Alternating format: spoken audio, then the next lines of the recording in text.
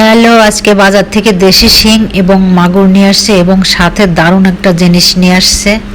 সেটা হচ্ছে এই মাটির পাত্রটা। এটাকে আমরা মণি বলে থাকি।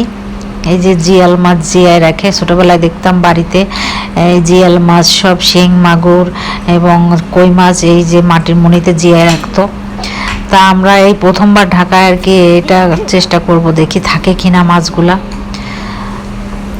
ফ্রিজে এই জেতা মাছ রাখলে এই মাছগুলা যেমন গুণগত মান নষ্ট হয়ে যায়, স্বাদ থাকে না, সেজন্য এই ব্যবস্থা করতেছে, দেখি থাকে কিনা। যদি থাকে তাহলে তো এভাবে খাওয়াই যাবে, খুব ভালো হবে। 2বার করে পানিটা সেকে নিলেই হবে। আর সাথে এই যে বাজার থেকে কাঁচকলা নিয়ে আসছে, একদম মনে হচ্ছে গাছ থেকে কাঁচকলাগুলো পেড়ে নিয়ে আসছে। তো কাঁচকলা আর এই হচ্ছে পিপুল শাক, পিপুল ডাঁটা যেটাকে বলে, ওটা দিয়ে শিং মাছ দিয়ে একটা তরকারি রান্না করব। এটা আমার বরের খুব পছন্দ। আর বাচ্চাদের জন্য শিং মাছের ঝোল রান্না করব। এই যে মনিটা এইভাবে রেখেছি, একটু ঠান্ডা জায়গায় অবশ্যই রাখতে হবে। এখানে আমি হাউজের ভিতরে রেখেছি যাতে পানি ছাকতে পারি, কষ্ট না হয়।